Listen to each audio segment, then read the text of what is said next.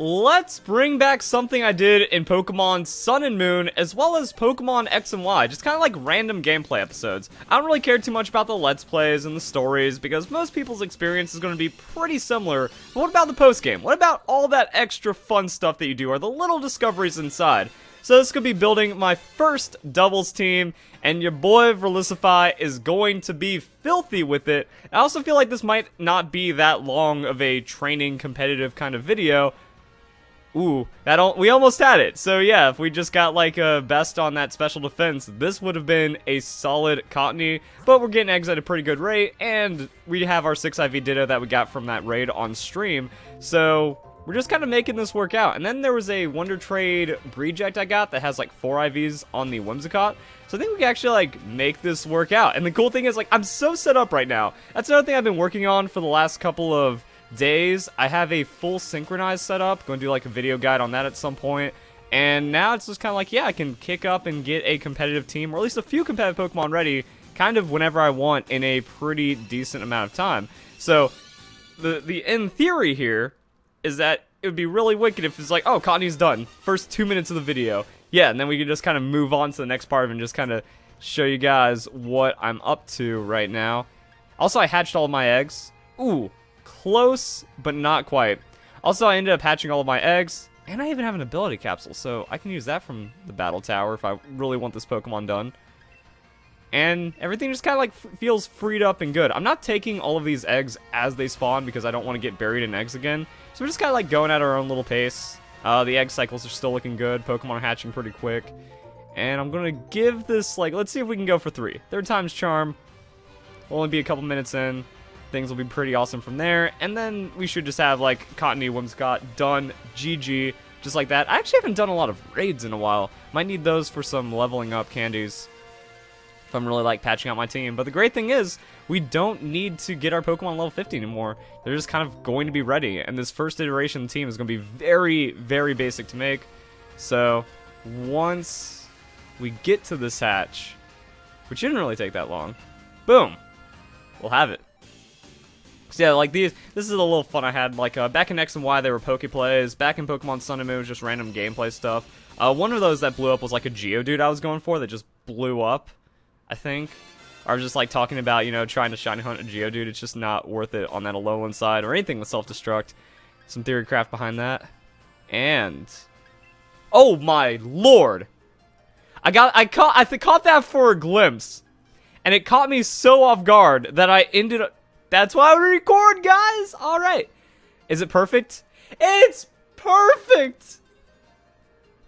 One down. So this is also, like, I've been doing, and this is another cool thing, I can kind of show you guys my mentality and the process and what I'm up to, instead of just kind of like turning it into a stream where it's like, oh, I want to do this, now I want to do this, and I'm bored, and then 6 hours later we have some kind of jank stream that no one's going to want to watch. If I can throw this down to like 10, 15, 20 minutes of just good Pokemon Sword and Shield gameplay, then we've got something.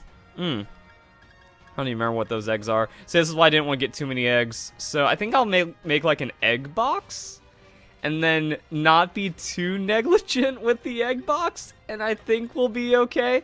So move that over here. Change the name. Fortunately, it's only 3 letters, so that's not really too hard to type out. And now we move on to the next Pokemon. So let's see who can guess what I'm up to as fast as possible. Actually, I'm going to need to look for typing more so than not. So we got Whimsicott. I'm looking for Prankster. And if we're going for a Dark-type Pokemon, 5 Verlisify points. Oh my god, I have so many Dark Pokemon just kind of everywhere. Once I identify the Pokemon that we're looking for, and if this is a decent, not literally decent, but if this is a decent Reject I've got like hanging around somewhere. I think I did a raid too. You know, something like that. Or ready to just get up and go and start breeding again. So I did this back in Pokemon X and Y. I want to try it out in Generation 8. What happens when you double Prankster in Pokemon Sword and Shield? I guess. Oh, now I was about to say, do I have any from the IV raid? I guess that's it. So I haven't really picked up too many of these guys. I hate the Pokemon, but has a useful ability, and Meowstic doesn't have Prankster yet. Alright, also something that was really nice is that I have the correct nature on my 6IV Ditto that I got. It's plus special defense, minus attack. Now that doesn't work on Grimmsnarl, but Grimmsnarl isn't going to have any offensive moves. Because I'm going for that full prankster shutdown right there. So now it's just kind of like, I was about to say, now it's just kind of like playing at that optimal level, except that was about as suboptimal as it gets. Because what I wanted to do was just move the Destiny Knot. That's why I went to the PC, and then I flubbed it for the recording. But then we pop in this Grimmsnarl, and we should be able to get a Pokemon in 3 or 4 eggs, and that would be awesome. And there we go! That one actually took quite a few eggs, but only about 15 minutes, so not terrible. And I have so many boxes. Like, this is the most organized I've ever been, but it's still kind of insane. Now, it would be nice, in theory, if this Pokemon was usable, like, outside of my crazy prankster idea. I guess I could use a Mint. You do want some kind of attack if you are going to be running the Grimmsnarl. But, let's take a peek. Just a little peek at my plans. So, if that's the Whimsicott moveset, can you guess the Grimmsnarl moveset? How long have you been a fan? How long have you played the twisted game of Verlisify's RNG realm? Which apparently works against me more than it works for me. But hey, we got the Reflect Boy, we got the Light Screen Girl, and I wasn't even paying attention to how perfect this Cottonee is, because I need the female, because Grimmsnarl can only be male on the attract, but it's nice to have that alternate gender as well. So that is like the most perfect Cottonee I could have gotten, and it happened so fast. I love it. Third egg, insanity. And then that's still fine. Like, I could have gone without a very good on the attack, but that means if I have the correct nature, I can just breed this Impidimp off whenever I want to. That will go really well as well. And back over here, so yeah, just gonna be double Thunderwave, Swagger, Attract. I hate the Swagger nerfs though. Game Freak, what you doing to me? Gonna see if this, like, and that was on, like, they like triple nerfed Swag Play. Not even Swag Play. They just like triple nerfed Swagger strats with the Prankster, because Prankster doesn't work on Dark types. I need to be aware of that, and I need to consider a way around that. That's where the rest of the team building is going to go. Not really sure about that just yet. I guess I just need like the beefiest fairy type Pokemon in the game, but they nerfed the accuracy of Swagger, they nerfed the accuracy of Thunderwave, they nerfed Paralysis as well, and then they nerfed Prankster because Dark types can't even get popped by it. But so that makes me wonder what the item is going to be. Could go Wide Lens. That at least puts me into 93%. This is 85. Like, you miss Hydro Pumps. You miss, you know, even though it's only 5% more accurate, you miss Stone Edge a lot. So, you feel those misses really hard. Thinking Wide Lens, and then I also want the Bright Powder. Also, Game Freak is hilarious, because they do have double, accuracy reducing items and stuff in the game. So, what if we just ran that? Like, you're like, at the start of the game, you're playing from 33% less damage, because in doubles, Light Screen Reflect are reduced. So, for turn 1, Light Screen Reflect. Also, that means I technically attack first, so the damage of any kind of crazy setup, like even if it's Tailwind Dracovish, you lose out on all of your damage. If it's Trick Room Dracovish, I'm faster than you anyways, because I'm going to be permanently set up on these pranksters and stuff, and then you're playing from point 9.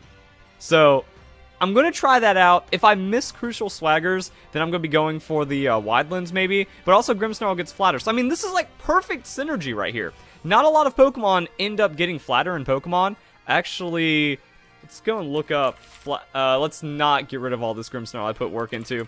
So, let's look at Flatter as a filter. It doesn't scroll very far, does it? And, you know, when it comes to Prankster...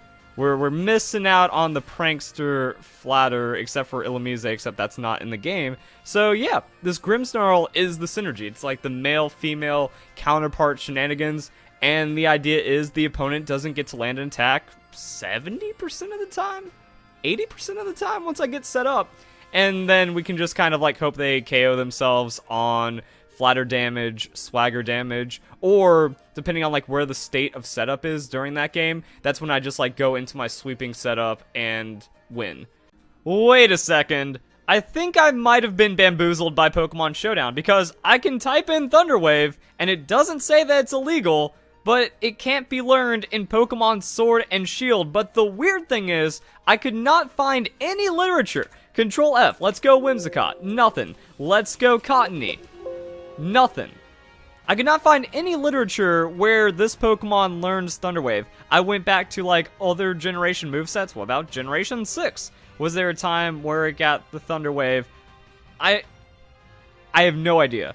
I have no idea where the Thunder Wave Whimsicott works. And I think I saw like a discussion on a forum where people were like, yeah, run Thunder Wave on it, it's pretty good. But then they were talking about the Stun Spore. And my problem with Stun Spore is that accuracy. It would force me to run the Wide Lens, but I don't want to be forcing that and then still miss most of my Stun Spore. Even though this is good, you can hit Ground-type Pokemon with it for the paralysis, but I ain't having that. So this does open up another moveset, which is actually a really good thing on the Whimsicott, because Whimsicott just destroys people. Go Helping Hand. That way if Grimmsnarl goes down, we Helping Hand Togekiss. We don't even need our Power Spot to win.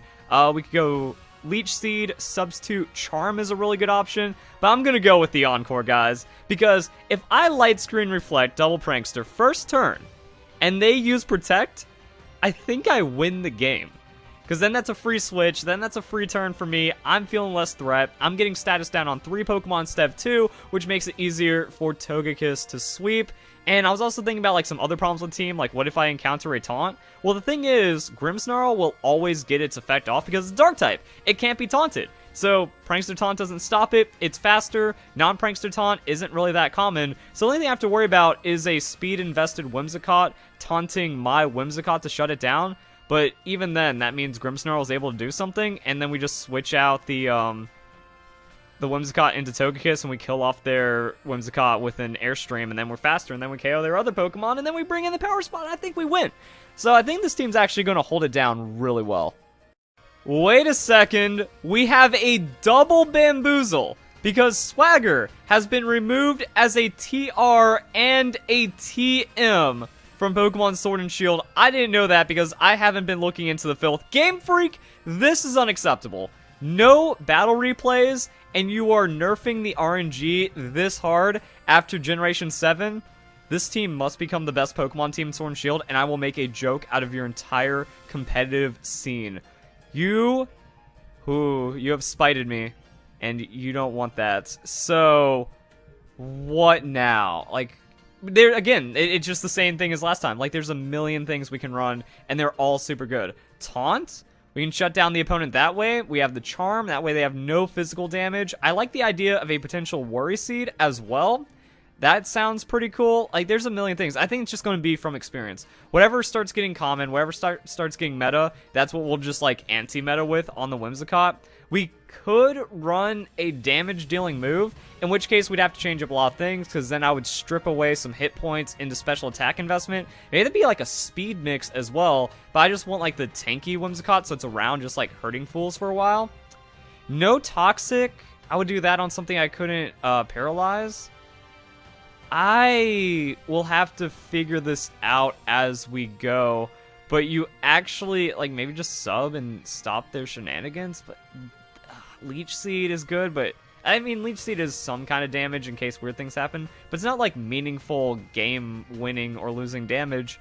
I don't know. I'm at a complete loss right now. Now it's time to go for the third, so, Impidimp doesn't really matter. Release him. Move the egg to my egg box. Try and just mash and get things done as fast as possible.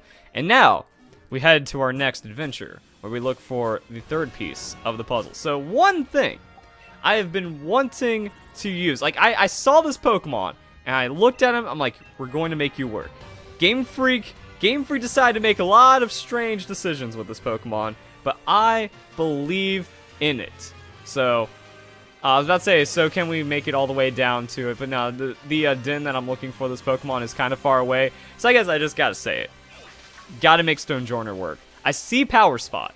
I'm like, you know what? This Pokemon really can only exist in doubles.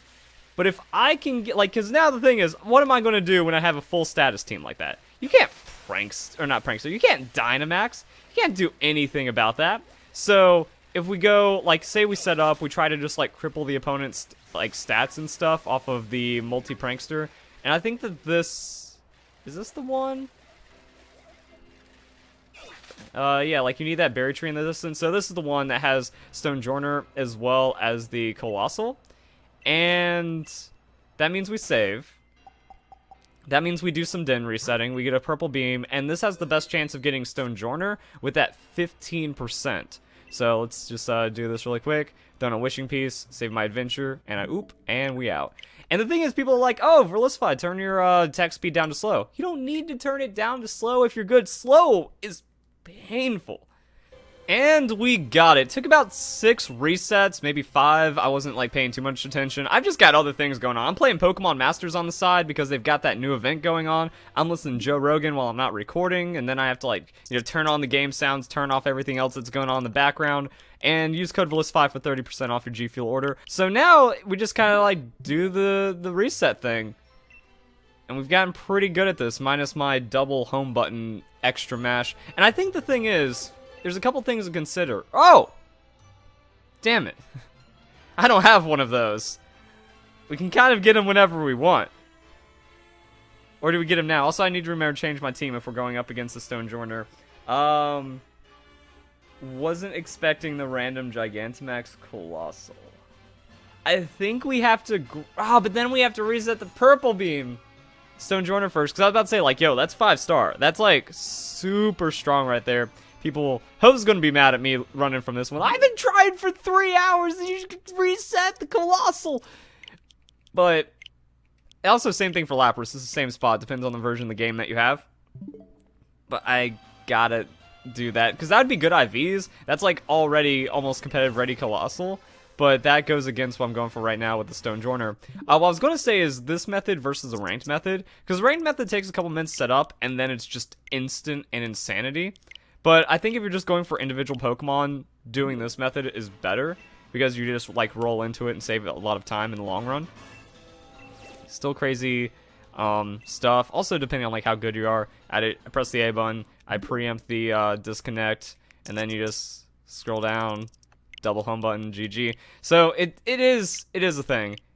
And if you're doing, like, the PP ups or the experience grinding, then this is going to be different that way. But...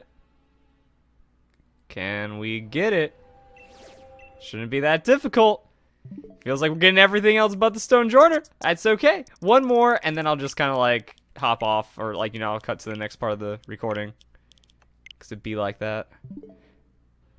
Alright, guys. Is this... oh, unless I'm bad. I forget to do the invite thing. Alright, that's a waste. That's not optimal. So yeah, it's all about that optimization, trying to make sure I get the best thing. And the Colossal is a 5% one. Or is it like 6 point... not 6.66, but like 1 in 6.6. 1 in 7 odds. Alright. We got it. We got our boy. We do not have our boy. See you in a bit, guys. Woo, there we go. Alright, so switch Pokemon, don't invite others. I realized my miscalculation. That it's still easy to kind of... I can't select Pokemon in Battle Team. For some reason, I felt like that was going to be a thing. So that's my Battle Tower Battle Team, and I'm... oh, man. Okay, so... yeah, I keep forgetting whenever I look at raid Pokemon and like the raid odds and stuff that the odds kind of scale weirdly. So we turn us off this and we drop them into our normal team, just kind of like keeping the math in my head right there. But so it's based on the star. So like it says Stone Joiner 15% 5-star, Colossal 15% or 5% 5-star, but that's just for the stars. So that means it's actually a lower chance than 15% or 5%, which means I probably should have grabbed that Colossal. I wonder, is it the same odds? Like, is it 1 in 3 that's a 3-star, 1 in 3 that's a 4-star, 1 in 3 that's a 5-star, or are the numbers even crazier from there? So Stone Joiner is anywhere from like 5 to 3% or something, and then that drops Colossal down to like 1.6 to 1% or something. But we're just going to wreck it. I wonder how much damage we're going to do special attack wise with our Dynamax cannon, and if we can just kind of punch through all the shields. So we can't Dynamax, and this is just kind of going to be an awkward one, I guess. Moment of truth, guys. Let's see the damage. Got like no special defense. That's not an insane amount, but then that's going to put up the shields. So I guess that like hard stops the damage, and then you do more damage through the shields with the Dynamax stuff. And then we're just gonna have our team do things, I guess. Max Rockfall, not crazy damage. I'm still trying to figure out what I'm doing with the Stone Journer. Because I have like a really good set, but I don't know if I'm gonna go full defense, or since I might have light screen up, it depends on how many turns like I'm screwing people over with the Whimsicott Grimmsnarl. So if that's going on for a while, then I might still have light screen up, and then it might be worth going full special defense investment. I don't have a nature yet, but I have a lot of Ditto natures, so I can like breed Stone Journer, get the nature, put it into my 6 IV Ditto, etc, etc, and that's going to help with the IVs from this Stone Journer. So I have a lot going on right now, and it doesn't seem like it really matters too much, because Stone Journer doesn't do a lot of damage, and we're breaking through the shields pretty hard, but we are losing health from our Life Orb. That's going to be Brine, that's going to be Shield Crushed, and this is going to be, I was about to say, this is going to be really nice if he pops straight into that. We might finish him off in 3 turns.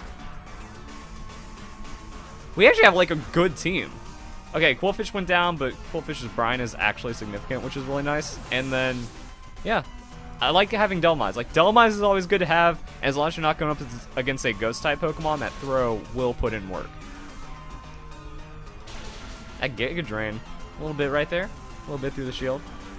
Alright, I'm going to show off this turn and then IVs, and then hopefully we just get a straight... Like, what if this is just straight competitive? That would be pretty neat, too. Come on. KO? Oh! So close. So close. I also just realized we're going to be getting a lot of XL candies from this because it was a purple den. I still don't know what the breakout mechanics are, because people are like, oh yeah, if you host the den, then you have like a 100% catch rate. That's how people are getting some like crazy balls on some kind of Pokemon. But since I haven't caught Stone Journer before, I don't have that repeat ball stuff. However, people are saying when it comes to the Gigantamax, there's still like weird odds for the Pokemon being caught and stuff. I don't know. I had like that realization that it's the rarity odds versus getting the rarity itself and all that other stuff. So dens be wild like that. Let's see what kind of Stone Journer we have. Oh, noted. Need to do Dynamax level. Actually, not for my Prankster Pokemon. That's slightly a relief.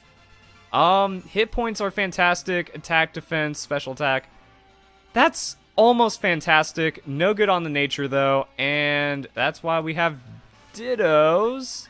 And the cool thing is I have hit points, which isn't a nature. So attack, defense, special attack, special defense. And plus defense, special attack. But it's a decent hit points. Wait. Speed? Wait. Why are they all the same? Actually, I don't want special defense nature because then I'm getting like suboptimal stat distribution, and then like you just go defensive nature, max hit points, max special defense. It's 2 in the morning right now. Also, that's why I've got G Fuel keeping me going, but my defensive ones aren't that great either. Like, we could do this for the IVs, but I mean, then we have to like double breed anyways, and then this still isn't the best, but the minus speed nature could pull some weird Trick Room stuff. Like, how funny would it be? My Pranksters go down, Trick Room's up, and then Stone Journer just like carries or something. So potential is still with us.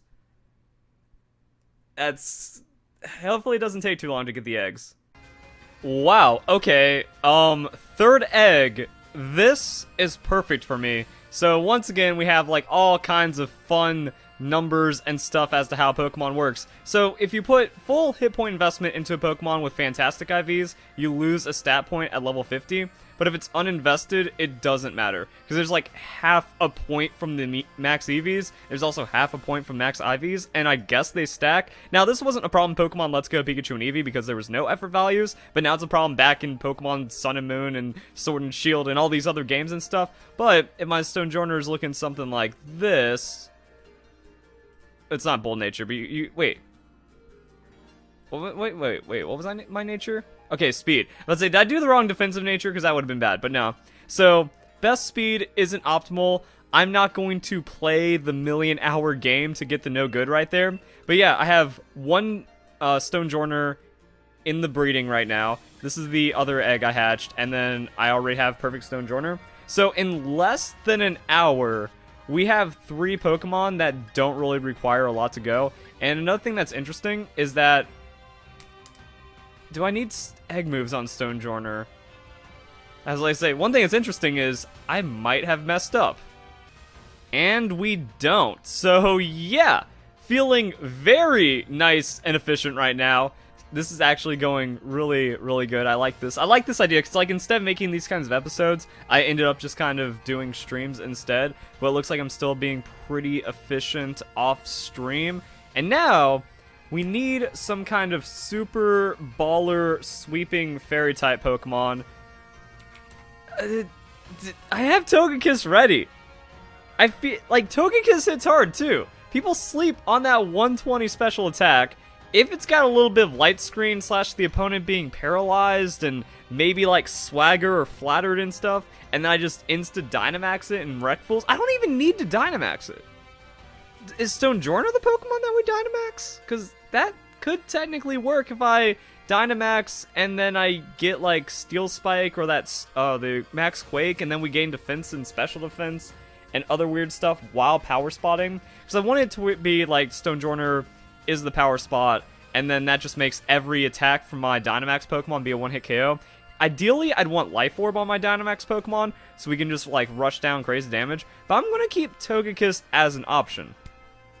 However, we need to look for the strongest Fairy-type Pokemon, but we don't have the Galar-only Dex, which is why we have our handy-dandy god-tier Google Doc that pretty much has, like, all the information we could ever need about these quick little bits of information about Pokemon Sword and Shield. So, I'm running some weirdness. Togekiss, third highest special attack on a fairy Pokemon, and between Gardevoir and Togekiss, they are the fastest. Hatterene, when you have like a 136 special attack versus the 120, it's not really too much difference. I don't think it's really going to change too much, and then the speed is too low for what I want to do. Like I said, I want to come in and sweep out. So, I mean, Scarf Kiss doubles, and then we end up just Dynamaxing the Stonjourner. Like I said, I'm looking for those one-shots, but if they have any status, or if we just get like a flinch. Like if they flinch, that leaves room for Stonjourner to do something, and then I hit them with a max move. Well, actually, no, max moves don't hit both opponents. That's a problem. Because I'd rather do a max move and then follow up with like a Rock Slide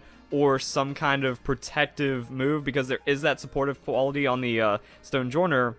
That's a thing. Okay, the Fairy type is just there for the Dark, but what happens if we just ignore that and we go for Speed or Power? Who do we have that can just kind of sweep out?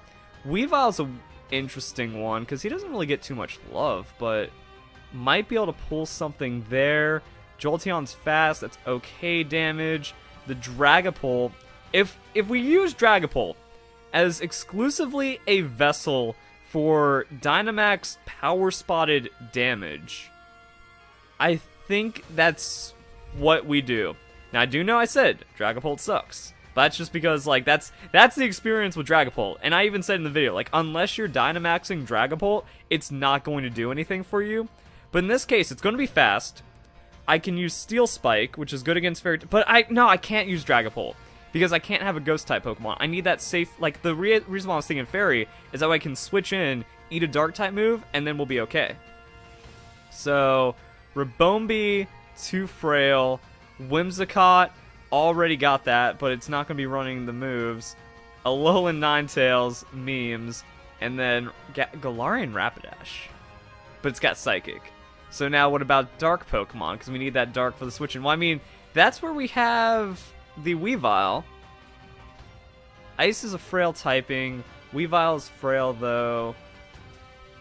I'm trying to think about, like, what this means. Because unless the opponent goes double Dark type, which would be the absolute worst case scenario. And I don't want to lose because the opponent brings the absolute worst case scenario. Because if they don't have double Dark, then one Pokemon just keeps eating all of the status moves until I eventually go down or make a good switch out. Everything just points back to Togekiss. And then that means I'm not running Dynamax on my team, which doesn't feel right. Unless I use Life Orb on my Togekiss, which equally doesn't feel right, but Togekiss is insane amounts of damage anyways. Damage calculation? It just feels so wrong.